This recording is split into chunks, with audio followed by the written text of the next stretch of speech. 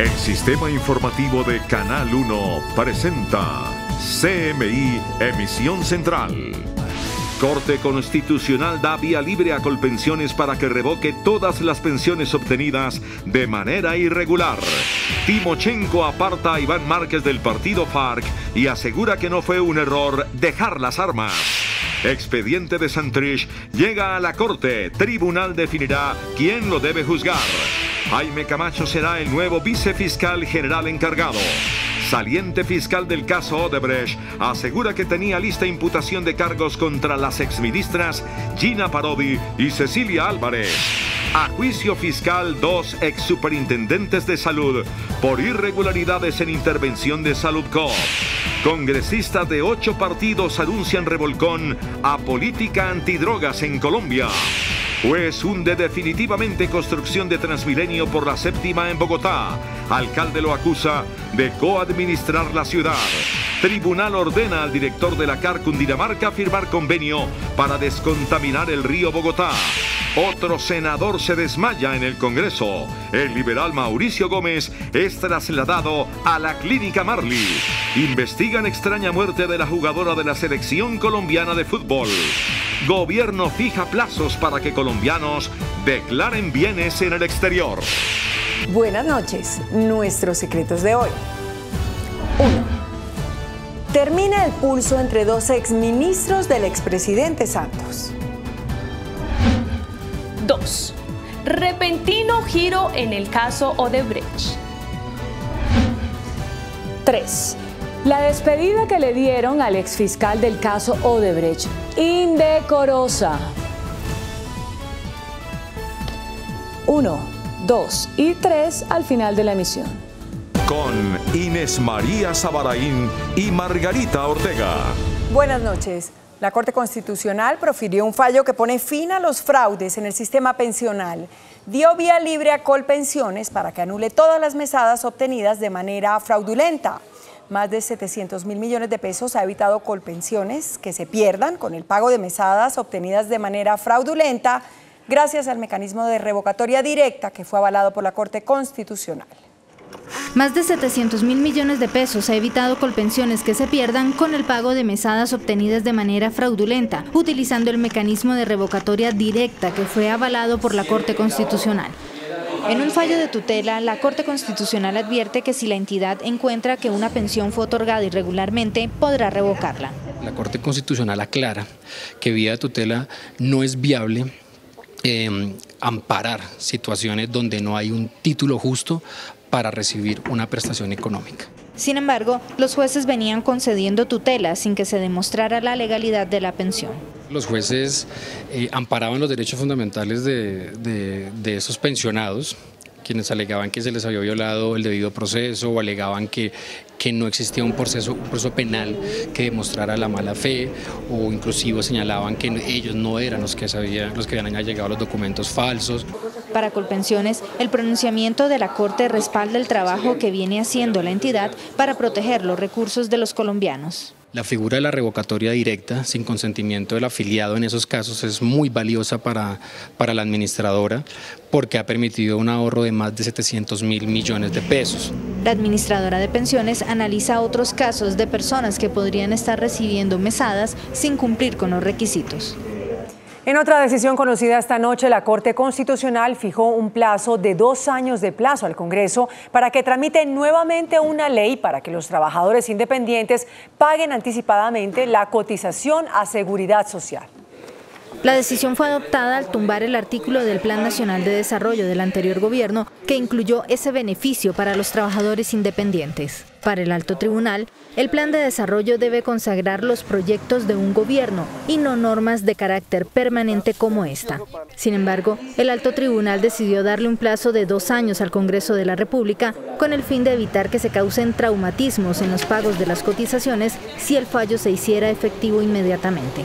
Vencido el plazo, esta norma que beneficia a cientos de trabajadores independientes perderá vigencia y los empleados tendrán que volver a cotizar a Seguridad Social por adelantado.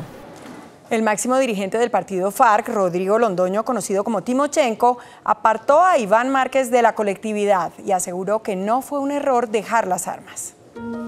Timochenko reprochó que Iván Márquez, quien fue jefe de los negociadores de las FARC en La Habana y quien leyó la declaración en la que se comprometieron a dejar las armas, hoy está diciendo que fue un error. Los planes de combate y enfrentamiento quedaron atrás para siempre. Considera que la ausencia de Márquez y sus declaraciones están boicoteando el trabajo de los desmovilizados que están cumpliendo con la paz. Comportamientos como los de Iván Márquez apuntan a pisotear la autoridad moral del partido. Además, lo señala de dejar votada sin ninguna explicación la representación en el Congreso y el liderazgo en la reintegración. Iván no percibió la dimensión del puesto que nuestra lucha larga le llevó a ocupar. En su carta, Timochenko le asigna a Márquez parte de la responsabilidad del lío judicial que está enfrentando Jesús Santrich por narcotráfico. La situación de Santrich sería menos dura de no existir la extraña y peligrosa relación con su sobrino Marlon. Iván Márquez está desaparecido desde junio del año pasado, 2 meses después de la captura de Jesús Santrich. La Sala Penal de la Corte Suprema de Justicia recibió el conflicto de competencias que presentó el abogado del exguerrillero Jesús Santrich. El caso le correspondió al magistrado Eugenio Fernández Carlier, quien deberá definir si Santrich es congresista, caso en el cual la investigación en su contra por narcotráfico pasaría a la Corte Suprema, o si por el contrario la competencia la tiene la Fiscalía General. Congresistas de 8 diferentes vertientes políticas anunciaron la presentación de una serie de iniciativas para aplicar un revolcón en la política antidrogas en Colombia. Gracias. Congresistas de todos los partidos políticos, menos los uribistas, el Centro Democrático, Mira y Colombia Justa y Libres, propusieron un salto en la lucha contra las drogas en Colombia, regular el uso de las drogas, comenzando por la marihuana recreativa. El senador Gustavo Bolívar dijo que Colombia ha gastado en los últimos 15 años 140.000 millones de dólares en la lucha antidrogas, de acuerdo con cifras de Planeación Nacional. ¿Cuánto se ha invertido en la guerra en el Plan Colombia exclusivamente? Nos dice que 131.600 millones más 9.600 millones que ha invertido Estados Unidos en el Plan Colombia. O sea, eso es una suma de 140.000 millones de dólares. Los congresistas manifestaron que la lucha va a ser dura interna en Colombia, también en el mundo, pero que asumen ese compromiso. Esperamos que no nos van a macartizar, que por defender el uso medicinal de la marihuana no nos digan ahora narcoterroristas. Saben que la controversia política va a ser mayor cuando quien gobierna es un presidente del Partido Centro Democrático que se opone a la legalización y en este caso regularización de las drogas. Los proyectos serán presentados en bloque a partir del 20 de julio. El presidente Iván Duque anunció esta noche la captura de alias Martín Bala, quien pretendía revivir un cartel del narcotráfico en el Valle del Cauca. A partir del momento usted queda como capturado, ¿listo? Al confirmar la captura del narcotraficante Greylin Fernando Barón Cadena, alias Martín Bala, objetivo de alto valor para el gobierno nacional, el presidente Iván Duque afirmó esta noche que la caída del capo significa el fin del grupo delincuencial organizado denominado La Gran Alianza, conformado por criminales del norte del Valle. Esto demuestra que la estructura criminal de Martín Bala, que se sentía sólida, ha sido desvertebrada. Y seguiremos enfrentando a estos criminales con toda la determinación. Esto hace parte de nuestra estrategia, el que la hace la paga. Hemos demostrado con esta gran captura que estas organizaciones criminales no pueden tener presencia en una ciudad tan respetada como Cali, pero asimismo que estamos desmantelando las organizaciones criminales que tienen como fin alterar la tranquilidad en la ciudad de Cali y asimismo cometer homicidios para restablecer un dominio criminal en el sector. Alias Martín Bala también tenía nexos con el Clan del Golfo, aseguró el director de la policía. La Fiscalía le remitió a la Justicia Especial de Paz 16.722 expedientes relacionados con particulares vinculados al conflicto armado.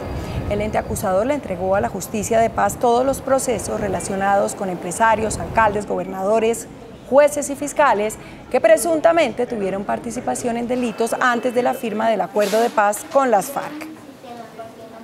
El saliente fiscal ad hoc del caso Odebrecht, Leonardo Espinosa, reveló que su despacho alistaba una audiencia de imputación de cargos contra las exministras Gina Parodi y Cecilia Álvarez. Espinosa aseguró que habría evidencias que vinculan a las exministras Gina Parodi y Cecilia Álvarez en el caso Odebrecht. Incluso aseguró que tenía lista una imputación de cargos contra las exfuncionarias por el delito de prevaricato. Está avanzadísimo. Generamos un número importantísimo de órdenes de policía judicial, varias de las cuales ya se han ejecutado, están en curso y que conducen a develar los intersticios y el respectivo entramado. Espinosa reprochó que a Otto Bula no se le imputara el delito de lavado de activos, por lo que pidió investigar a los fiscales del caso. No vimos que apareciera así en el respectivo borrador o preacuerdo que conocimos. El fiscal ad hoc también denunció que hubo irregularidades en el proceso de captura de 3 directivos extranjeros que hacían parte del consorcio Ruta del Sol. Y precisamente hoy el fiscal general encargado, Fabio Espitia, designó como vicefiscal al abogado Jaime Camacho, quien estará al frente del caso Odebrecht. Jaime Camacho, quien se desempeñaba como fiscal delegado ante la Corte Suprema de Justicia, asumirá el cargo de vicefiscal general encargado, mientras la Corte Suprema de Justicia elige al nuevo jefe del ente acusador. Camacho ahora será el investigador que adelantará las indagaciones por el caso Odebrecht, incluso asumirá la revisión de los hallazgos del fiscal ad hoc Leonardo Espinosa, quien indagaba 3 líneas de investigación por el caso de sobornos. Durante la administración de Néstor Humberto Martínez, Camacho fue el encargado de adelantar las investigaciones por el cartel de la toga, imputando cargos al exmagistrado Francisco Ricaurte. Se agrava la situación en Medimás. Las asociaciones de pacientes denunciaron que clínicas y hospitales están colocando barreras para la atención de los afiliados a esa EPS. Dicen las asociaciones de pacientes que en clínicas y hospitales se están colocando barreras tales como la supuesta falta de camas para negarle la atención a los usuarios de Medimás. No que hay una forma metódica de las EPS para negarlo. No hay cupo, no tenemos agenda. Entonces el paciente comienza a meterse por urgencias. Incluso hay personas que llevan meses esperando que les autoricen un procedimiento, como es el caso de Rubén Darío Gómez. Hoy completo 30 días. Necesito hacer a mí una valvulopatía mitral del corazón y lo que me hagan la cirugía.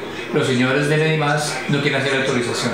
Ante lo delicado de la situación, que según ellos ocurre en todo el país, le pidieron a la Superintendencia de Salud que adopte correctivos e imponga las sanciones que sean necesarias. No hay una entrega de medicamentos y de otra manera se están postergando cirugías o aplazando para pacientes que tenían algunas cosas programadas. Las asociaciones de pacientes sostienen que en promedio reciben 3 quejas diarias por barreras en la atención a usuarios de Medimás.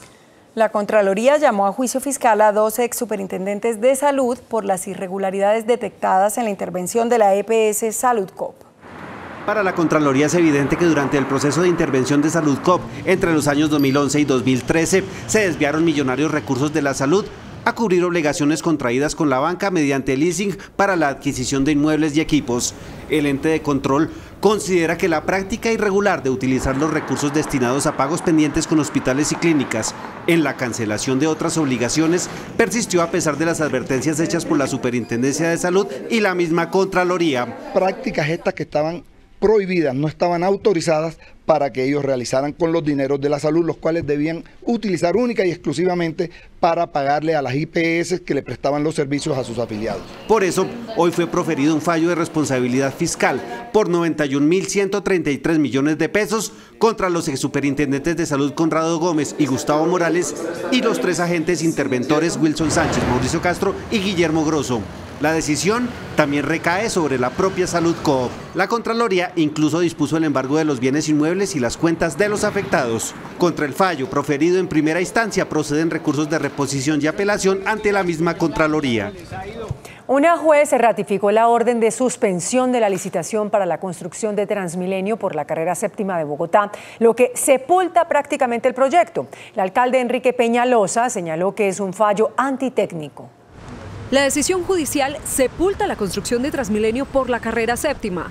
Un juez para este proyecto crucial para la movilidad de la ciudad sin ningún sustento serio, técnico ni legal. El juez 49 ratificó la orden de suspender la licitación al señalar que el distrito no cuenta con los estudios completos sobre los puentes en la circunvalar con 84 y no cumple con las normas sobre el ancho de andenes y calzada. Si prospera esta decisión del juez, aquí no importa cuáles son las decisiones de los ciudadanos, aquí no importa la democracia, aquí no importa que un alcalde sea elegido. Así entonces, y a 7 meses de terminar la administración Peñalosa, no habrá tiempo suficiente para ajustar los estudios con lo que pide el juez y el proyecto no se podrá contratar. Nosotros acudiremos a todas las instancias que nos permite la Constitución colombiana. La decisión del juez le da la razón a las pretensiones del edificio Altos de la Cabrera, que se construyó invadiendo la reserva vial en la que se construirían los puentes. Para la obra, el distrito había comprado 261 de 303 predios. Como consecuencia de la determinación del juez, se suspenden las ofertas de compra de los predios restantes. Se destraba el plan para descontaminar el río Bogotá. El director de la Corporación Autónoma Regional de Cundinamarca, Néstor Franco, firmará en junio el convenio que garantiza la ejecución del proyecto. El Tribunal de Cundinamarca ordenó al director de la Corporación Autónoma Regional firmar el convenio para garantizar los recursos que permitan descontaminar el río Bogotá. El plazo perentorio para que el director proceda de conformidad es hasta antes de que entre en vigor la ley de garantías. El convenio viabiliza la construcción de la planta de tratamiento de Canoas, donde se trataría el 80% de los contaminantes del río. De aquí al 15 de junio podamos tener convenio firmado, porque además se me advierte que esa firma la puedo hacer sin necesariamente contar con los diseños de detalle. La idea es que el río esté descontaminado en el 2026. El senador liberal Mauricio Gómez, quien sufrió hoy un desvanecimiento en su oficina, se recupera sin ninguna complicación en la clínica Marley de Bogotá. El desvanecimiento de Gómez Amín se produjo justo un día después de que en el recinto de la Comisión Primera su colega José Obdulio Gaviria sufriera una pérdida de conciencia, por la cual también fue atendido en la clínica Marley. Las autoridades encontraron el cuerpo sin vida de la futbolista Lady Asprilla, quien estaba desaparecida desde hace 3 días. La primera hipótesis señala que se trató de un accidente. La policía de carreteras identificó el cuerpo hallado en la vía que conduce de Rosso al municipio de Palmira como Lady Asprilla. Sería el de la futbolista profesional de 22 años reportada como desaparecida desde el domingo por su familia, cuando ésta se dirigía en una motocicleta hacia el corregimiento de Palmaseca, zona rural de Palmira, a visitar una amiga, lugar al cual nunca llegó. Ella la encuentran en un lugar que no era visible, es decir, a la ribera de la vía, cubierta por empalizada, maleza, y eso es lo que esa circunstancia hizo que no fuera fácil identificarla y dificultó el hallazgo. Según las primeras hipótesis establecidas por las autoridades judiciales, se habría tratado de un accidente de tránsito. En el cuerpo no fueron hallados signos de violencia como disparos o heridas de arma blanca. Las pertenencias personales de la futbolista fueron encontradas en el lugar. No hay indicios que hagan presumir que esa hipótesis de que haya sido causado por muerte violenta. El cuerpo de la víctima fue trasladado al Instituto Colombiano de Medicina Legal y Ciencias Forenses de Palmira, Valle del Cauca, donde se determinará plenamente la identidad y las posibles causas de su muerte. La ministra de Trabajo, Alicia Arango, anunció que Colombia acudirá ante la Organización Internacional del Trabajo para que el país sea excluido de la lista negra por trata de personas. Desde Cartagena, la ministra de Trabajo, Alicia Arango, señaló que Colombia ya se encuentra en una prelista negra de la Organización Internacional del Trabajo por el aumento en delitos como la trata de personas y la explotación sexual comercial. Estamos hoy en una lista que nosotros llamamos negra, en una prelista. Precisamente vamos a ir ahora a Ginebra para que nos saquen de esa lista. Pero es un llamado de atención a este país. Nosotros no podemos seguir permitiendo la trata de personas. Y no podemos seguir permitiendo la explotación sexual comercial o de cualquier tipo a un niño. La jefe de esa cartera participó en la socialización para la prevención de la explotación sexual, donde también llamó la atención por las alarmantes cifras. En este año ya llevamos 1.600 casos denunciados. Finalmente aseguró que Bogotá encabeza la lista de los lugares con mayor incidencia en explotación sexual comercial, seguido de Antioquia, Bolívar, Valle del Cauca y Córdoba. El canciller Carlos Holmes Trujillo hizo hoy un vehemente llamado a la comunidad internacional para que aumente la cooperación económica a Colombia para atender la crisis migratoria de Venezuela. Colombia le informó hoy a la comunidad internacional que son insuficientes los recursos que tiene para atender a 1.296.552 venezolanos que se han refugiado en su territorio. Ya estamos en el primer escenario que anunciamos hace varios meses y los escenarios subsiguientes son aún más preocupantes, no solamente por el número, sino por las condiciones en las cuales se está produciendo el deterioro de la situación en Venezuela y, por lo tanto, alimentando así el flujo migratorio que se dirige hacia distintos países. 63.000 personas pasan a diario la frontera, 2.500 de ellos se quedan en el país. Colombia requiere $1.526 millones para atenderlos y hasta ahora ha recibido solamente $228 millones. Los trabajadores de la rama judicial iniciaron una jornada de paro por 48 horas para demandar mejores condiciones laborales y salariales. 48 horas de paro fueron decretadas por los jueces en el país. Aseguran que aún no se ha dado el incremento salarial y que este está por debajo de lo que legalmente se les debería pagar. En colaboración a las federaciones y confederaciones por el reajuste salarial para la rama judicial y para todos los empleados a nivel nacional. Exigen que haya un diálogo por parte del gobierno nacional. Esto es una burla para todos los sindicatos del país, para las federaciones y confederaciones. Necesitamos que haya un diálogo. Por ahora, los complejos judiciales en varias zonas del país permanecen cerrados. Y profesores de 4 departamentos del oriente del país paralizaron sus labores para exigir un mejor servicio de salud. Ni los profesores ni sus familias aguantaron más la falta de servicios médicos. Por eso el Magisterio en Pleno de la Regional 7 decidió unánimemente parar labores durante 48 horas en los departamentos de Santander, Arauca, Cesar y Norte de Santander. Y hoy le estamos diciendo a todo el pueblo colombiano, sin salud el maestro no puede rendir al interior de las aulas. No tenemos un servicio médico que se esté cumpliendo a cabalidad. Profesoras como Luz Marina Gómez asegura que lleva 8 meses esperando una cita urgente con especialista sin éxito. Desde el mes de septiembre del 2018 tengo pendiente una cita de especialista de medicina interna y a esta hora, mayo, no me la han asignado. Esta sorpresiva parálisis de más de 50.000 maestros dejará durante hoy y mañana sin clases a casi 1 millón de menores en el oriente colombiano. Cayó el zar de los textiles, Alfredo Yamure, quien está acusado de defraudar al Estado por más de 170.000 millones de pesos.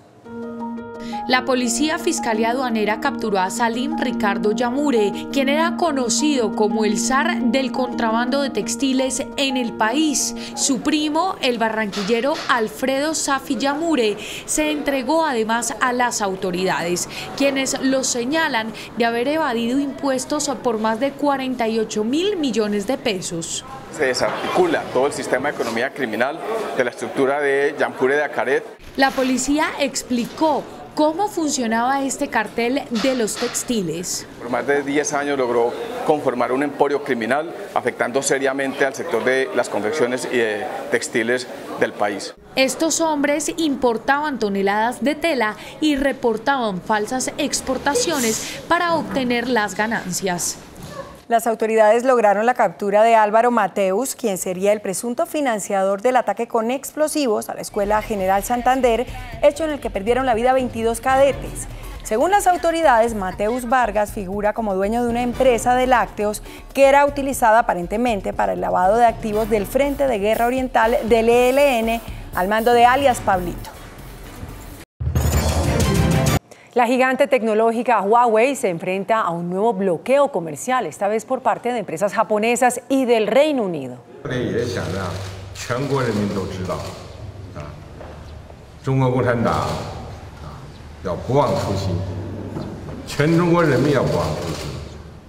De esta forma, el presidente chino Xi Jinping le hizo un llamado a la ciudadanía para que se prepare ante difíciles escenarios en medio del recrudecimiento de la guerra comercial con Estados Unidos, que también tiene en jaque a la firma china Huawei. La advertencia del mandatario ocurre justo cuando varios operadores telefónicos de Japón y Gran Bretaña anunciaron que suspenderán el lanzamiento de los nuevos modelos Huawei con el propósito de evaluar el impacto que causó el veto del gobierno estadounidense. La tormenta con Huawei comenzó cuando la administración Trump la acusó de poner su tecnología al servicio del gobierno chino. 173 empresas de calzado como Adidas, Nike y Puma instaron al presidente de Estados Unidos, Donald Trump, para que reconsidere el bloqueo comercial a los productos chinos. Las multinacionales advierten que cualquier aumento en el costo de importación de calzado tendrá un impacto directo en los consumidores. La primera ministra británica Theresa May enfrenta una fuerte presión de su propio partido para que dimita el cargo en las próximas horas. La líder conservadora está en el ojo del huracán desde que presentó una cuarta versión del acuerdo del Brexit que abría las puertas a la celebración de un segundo referéndum. El rechazo se extendió hasta su gabinete. 6 personas murieron y al menos 200 resultaron heridas durante violentos enfrentamientos en Indonesia. Los choques ocurrieron tras el anuncio de los resultados de las elecciones presidenciales, donde se reeligió a Joko Widodo. Los opositores al régimen salieron a las calles a manifestar su inconformidad y terminaron lanzando piedras contra la policía. Se agrava la emergencia en Estados Unidos por cuenta de una treintena de tornados que han dejado a su paso catastróficas inundaciones y cuantiosos daños materiales. Un panorama de caos y destrucción es el que se observa hoy en el centro de Estados Unidos tras el paso de una treintena de tornados que llegaron acompañados de fuertes vientos y torrenciales lluvias que a su vez provocaron catastróficas inundaciones, la caída de árboles y postes de luz en varios estados del país. El mal tiempo afectó principalmente a Oklahoma, Texas, Arkansas y Missouri, donde en este último las autoridades declararon el estado de emergencia y alertaron a los ciudadanos sobre las graves consecuencias que podría seguir trayendo el temporal a medida que avanza hacia la región de los Grandes Lagos, donde se prevé que pierda fuerza. La DIAN fijó los plazos para que los colombianos declaren sus bienes y capitales en el exterior. Quienes no lo hagan podrían ir a la cárcel. Los colombianos están obligados a declarar todos los bienes que tienen en el exterior. Esto implica que las personas que presenten este impuesto de normalización hasta el 25 de septiembre pueden obtener la inclusión de esos activos omitidos o esos pasivos inexistentes sin ningún tipo de sanción. Si una persona tiene 2.000 millones de pesos fuera del país y los trae, pagará un impuesto del 13% sobre la mitad. Si los declara y los deja afuera, paga el 13% sobre los 2.000 millones. Para que no me apliquen la sanción penal, que es una sanción supremamente alta, es con pena privativa de la libertad. También dio vía libre al avance de una reforma tributaria territorial. Por eso, la Comisión de Impuestos Territoriales. De igual forma, avanzó en el tema de conciliación de deudas. El índice de confianza comercial subió 2.2%, según el Centro de Estudios Económicos Fedesarrollo. En el cuarto mes del año, el indicador se ubicó en 29,7%. El aumento se explica principalmente por una mejora en la situación económica de los comerciantes y por el repunte en el indicador de expectativas para el próximo semestre. Por su parte, el índice de confianza industrial culminó en 4,4%, cifra que muestra una mejora de 1,4 puntos frente al mes anterior y en 2,4 puntos al observado hace un año. Las expectativas de los exportadores sobre el desempeño de su actividad en los próximos 3 meses se ubicó en 12,8%, lo que equivale a un deterioro de 22,3 puntos. El superintendente de sociedades, Juan Pablo Liévano, reveló que 134 nuevas empresas entraron en el top de las más grandes del país. De acuerdo con el reporte de la superintendencia, 134 compañías mejoraron su nivel de ingresos durante el año anterior, ingresando al selecto grupo de las mejores 1000 empresas del país. Las utilidades del sector empresarial colombiano sumaron 680 billones de pesos y los activos 986 billones de pesos. El PIB fue 2.0 y ya estamos viendo en el primer trimestre del 19 que fue 2.8. Eso para mí es muy positivo. La entidad resalta un mejor nivel de las empresas que han aumentado su nivel de riqueza, ratificando la reactivación de la economía nacional. Las empresas tienen una sanidad en todos sus indicadores y creo que esto es muy positivo para la economía. Eso es lo que significa. Cabe recordar que las empresas más ganadoras fueron Ecopetrol, Grupo Aval, EPM Bavaria, Grupo de Energías de Bogotá, entre otras. La Superintendencia de Industria y Comercio multó al Banco Falabella y a Rappi por incumplir la ley de protección de datos. Las continuas quejas de varios usuarios llevaron a la entidad de vigilancia a una apertura de investigación que dio como resultado la imposición de multas al Banco Falabella por 496 millones de pesos y a Rappi por 298 millones de pesos por infringir las normas de ley de protección de datos. Ambas compañías hostigaban a los clientes y en varios casos personas que no tenían ninguna relación con las empresas. Hay que recordar que los datos personales fueron elevados al rango de derecho fundamental, entonces es un derecho personal, constitucional y fundamental. Rappi evalúa la decisión. Lo haremos de una forma formal con abogados, pero lo haremos respetando obviamente pues el debido proceso y respetando a la SIC. La superintendencia anuncia investigaciones a otras compañías que incurren en dicha infracción. Última hora en CMI. Mucha atención, que se acaba de lograr un acuerdo entre el gobierno y los trabajadores estatales sobre el reajuste salarial que percibirán cerca de 1.200.000 trabajadores del Estado. El acuerdo logrado esta noche entre el gobierno y los trabajadores estatales fija el reajuste salarial para este año en 4,5%. y para el próximo en 1,3% por encima de la inflación. Algo más de 100 puntos han sido acordados que protegen los derechos de los trabajadores de las diferentes instituciones del Estado. El reajuste para el 1.260.000 trabajadores estatales por norma rige durante 2 años. Si bien estamos ya en el mes de mayo, de todas maneras debe ser retroactivo al 1 de enero del año 2019. Hace 2 años, por concertación, el reajuste fue del 6,75%. El Banco de Vivienda anunció una millonaria inversión tecnológica. Su presidente Efraín Forero aseguró que la economía crece 3,2% este año. Da Vivienda alista inversiones por cerca de $100 millones en los próximos 3 años. Nuestra principal inversión en este año creo que es esta alianza que nosotros estamos haciendo con el mejor startups de Latinoamérica, Rappi. Proyecta un crecimiento económico de 3,2% para este año. Tenemos que ser capaces en los próximos años de llegar por encima del 4%. Estima unas ganancias para Da Vivienda superiores al $1 billón. Creemos que al final las utilidades pueden ser muy parecidas a las que tuvimos el año pasado.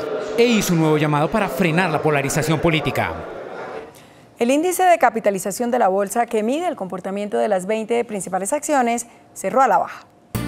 El índice de capitalización de la Bolsa de Valores de Colombia bajó 0,27% a 1.489 puntos. La acción de Cemex fue la que más subió, con una valorización de 1,78% a 4.580 pesos. La acción de Valsimesa fue la que más cayó, con una pérdida de 15,60% a 5.950 pesos. La acción más negociada de la jornada fue la de Ecopetrol, al movilizar más de 31.000 millones de pesos. El dólar cerró a la baja. Indicadores económicos en CMI. La tasa representativa del mercado que regirá para mañana jueves será de 3.340 pesos con 96 centavos. Los profesionales de cambio compran la divisa en promedio en 3.060 pesos y la venden en 3.120 pesos. Un euro cuesta 3.720 pesos. La libra de café en Nueva York se cotizó en 91,75 centavos de dólar. El azúcar se transó en 11,63 centavos de dólar la libra. El barril de petróleo WTI se cotizó en $61,33. La referencia Brent para Colombia se cotizó en $70,84. Una acción de Ecopetrol cuesta 3.040 pesos. En minutos, nuestros secretos de hoy. 1. Termina el pulso entre 2 exministros del expresidente Santos. 2. Repentino giro en el caso Odebrecht. 3. La despedida que le dieron al exfiscal del caso Odebrecht, indecorosa. 1, 2 y 3 después de entrevistas, Canal 1.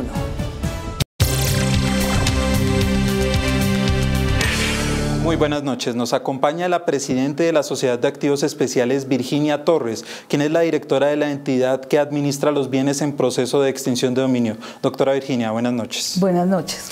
Doctora Virginia, bueno, ¿cuáles son los hallazgos que ustedes encontraron luego de realizar una depuración en los depositarios de la entidad? Encontramos un inventario meramente de papel que hizo que se hicieran a lo largo de estos años cerca de 26 planes de choque, en los cuales, entre otros temas, tuvimos que atacar frentes como principalmente de los mecanismos de administración, el mecanismo por excelencia, que es la figura de los depositarios. Doctora, pero para explicar un poco en qué consiste esta figura del depositario, ¿qué función tiene en la SAE? El depositario recibe unos bienes que están hoy día dosificados, asignados automáticamente a través de un sistema, teniendo en cuenta su experiencia y la capacidad financiera y la plataforma operativa que tiene para administrarlos. Debe ponerlos en productividad y debe trasladar esas productividades al FRISCO, que es el Fondo de Rehabilitación, Inversión Social y Lucha contra el Crimen Organizado, que es un fondo sin personería jurídica donde se administran todos los bienes que están extintos o en proceso de extinción de dominio. ¿Encontraron ustedes irregularidades en el manejo de estos depositarios? En la medida que el origen de estos depositarios no había sido muy transparente, no en todos los casos, obviamente había buenos depositarios, nosotros tuvimos que hacer una revocatoria de más o menos 360 depositarios. Tenemos acciones de orden penal En nuestra administración del Frisco hemos entablado unas 80 acciones penales por diversos delitos y concretamente en lo que tiene que ver con depositarios 36 hemos iniciado procesos ejecutivos que por recursos que se quedaron en el pasado, no necesariamente durante nuestra administración, cercanos a 12.000 millones de pesos, que se han entablado en la jurisdicción civil y hemos iniciado procesos de rendición de cuentas, que es la forma en que las normas civiles hacen que a un mandatario o depositario se le pida que rinda cuentas sobre su gestión y sobre esos procesos de rendición de cuentas más o menos involucran unos 35.000 millones de pesos para rendir. Doctora, ¿y qué habría pasado con esa plata o cuáles son las acciones que ustedes van a tomar para saber cuál es el paradero de ese dinero?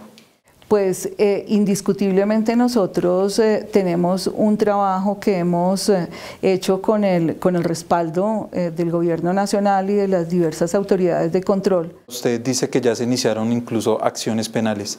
¿Qué tipo de pruebas entregaron ustedes a órganos como la Fiscalía?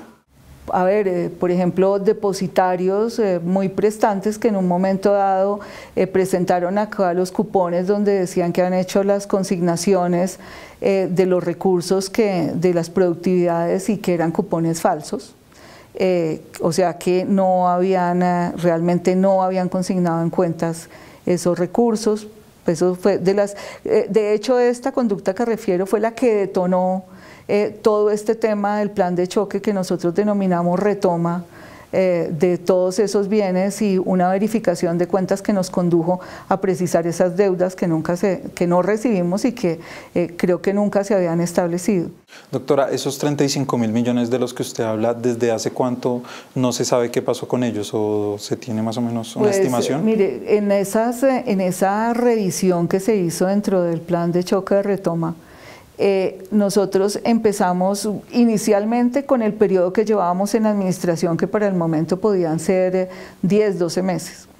Pero cuando empezamos a ver que no coincidían los informes ya puntualmente con los documentos de soporte y con los ingresos conciliados a la contabilidad de la empresa, pues por ejemplo en el caso de este depositario que pues por temas de buen nombre no cito, pero que es un gremio muy importante de nuestro país o de nuestra ciudad, nos devolvimos 5 años y encontramos que se les había dado paz y salvos, que se decía que habían hecho una adecuada rendición de cuentas y encontramos deudas cercanas a 5.000 millones de pesos de un solo depositario.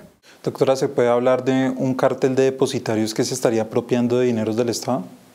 Pues yo creo que eso es algo que de alguna manera compete determinar a la Fiscalía General. Cuando se decidió liquidar la DNE con una motivación realmente justificada, se iniciaron muchísimos procesos penales, pues tanto que, como le decía, meritó que la Fiscalía General de la Nación, dependiendo de la Vicefiscalía, tuviera una unidad totalmente dedicada a la DNE. Doctora Virginia, muchas gracias por atender esta entrevista. Muchísimas gracias a ustedes por permitirnos contarle a su audiencia sobre el trabajo de la Sociedad de Activos Especiales. Sigan con la programación de Canal 1.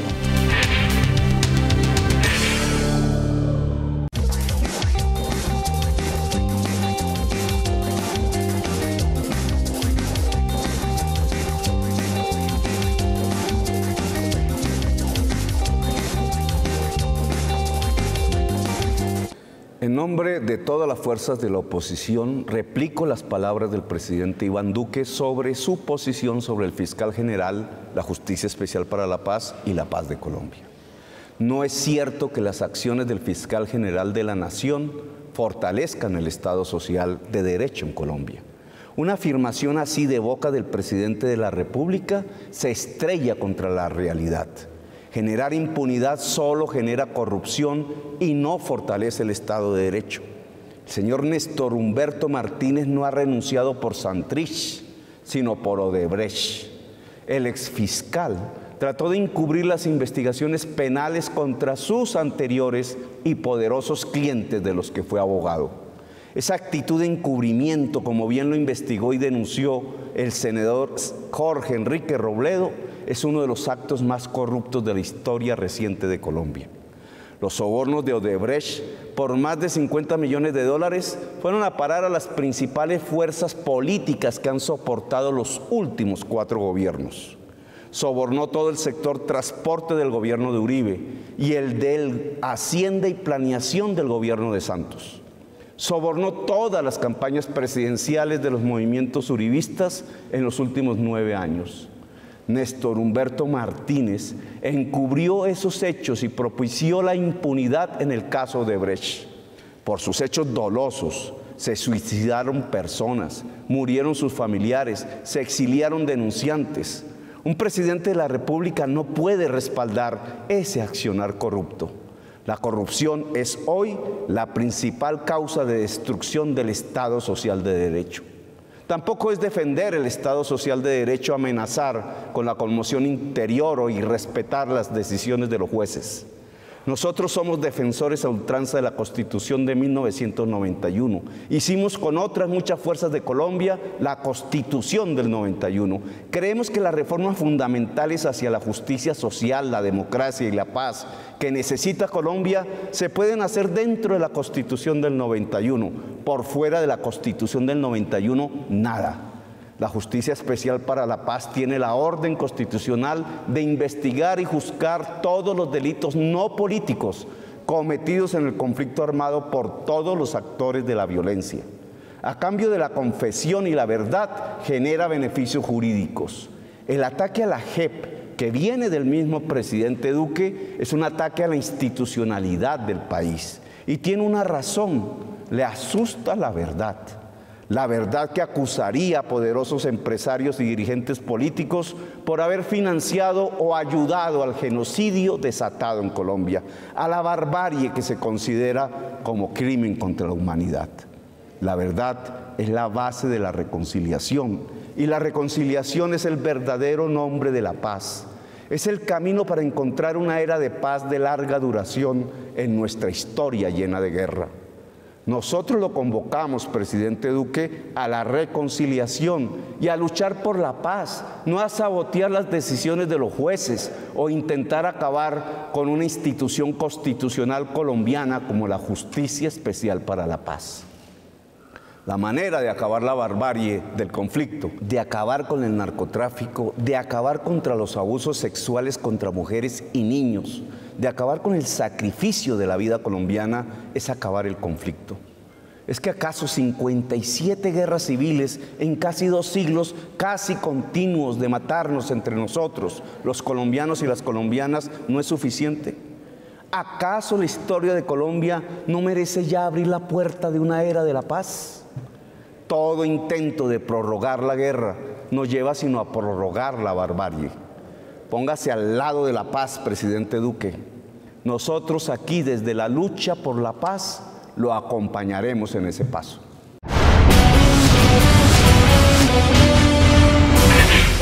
Nuestros secretos de hoy. 1. Terminó la puja por el que es considerado por la comunidad académica uno de los cargos más influyentes e importantes de Colombia y de Latinoamérica, la rectoría de la Universidad de los Andes. El elegido nació en Santiago de Chile, es ingeniero civil de la Escuela de Ingeniería de Antioquia, considerado un hombre de ideas renovadoras, de avanzada y muy progresista. Les hablo del exministro de Salud, Alejandro Gaviria. Gaviria se impuso en una reñida votación a su ex colega de gabinete Mauricio Cárdenas Santamaría, cuyo nombre también fue postulado para dirigir los destinos de la afamada institución académica. Mucha suerte al rector Gaviria. No me cabe duda de que su rectoría será como el lema de la universidad, más allá del deber. 2. Uno de los juicios que se adelantan por el pago de sobornos de la multinacional Odebrecht en Colombia podría tomar un nuevo rumbo en los próximos días. Es el juicio que adelanta la Corte Suprema de Justicia contra el excongresista Plinio Olano, quien es acusado de haber recibido un millonario pago por parte de Odebrecht para facilitar que a la multinacional brasileña le adjudicaran un contrato de la llamada Ruta del Sol 2. La defensa de Olano tiene en sus manos una declaración que entregó el expresidente de Odebrecht en Colombia, Luis Bueno Jr., en la que advierte que nunca le dio un solo peso a Plinio Olano y que tampoco recibió una exigencia de dinero por parte del excongresista. Los testimonios del ex ejecutivo de Odebrecht en Colombia han sido claves en los procesos contra el excongresista Otto Bula, el ex viceministro Gabriel García y el expresidente de Corfi colombiana José Elías Melo. La Corte Suprema ya tiene en sus manos el testimonio de Bueno. 3. Anonadado y desconcertado quedó el saliente fiscal del caso Odebrecht, Leonardo Espinosa, con la despedida que le hicieron. Resulta que casi en el mismo instante en que la Sala Plena de la Corte Suprema aceptaba la renuncia del exfiscal Néstor Humberto Martínez y que también daba por terminadas las actuaciones del fiscal ad hoc para el caso Odebrecht, Leonardo Espinosa, agentes del CTI de la Fiscalía se tomaron las oficinas que venía ocupando el fiscal Espinosa. Así como lo oyen. Los agentes ingresaron abruptamente al inmueble y exigieron la entrega de todos los documentos de las actuaciones que había adelantado el fiscal Espinosa en el caso Odebrecht. No hablemos de problemas con expedientes, de pronto hubo algo de falta de tacto, de buenas maneras, en donde pues por supuesto la Corte no me había informado oficialmente a través de un oficio su decisión. Sí, llegó un buen número de personas a notificar la terminación de actividades o de comisión de servicios de prácticamente todo el equipo de trabajo, la mayoría de él. Lo que nadie se explica es por qué la premura con la que actuó el CTI si el propio exfiscal Espinosa estaba más que dispuesto a entregar toda la documentación y pruebas que recaudó. ¿Será que hay preocupación por las presuntas irregularidades que denunció? ¡Qué pena! Hasta mañana. Que descanse.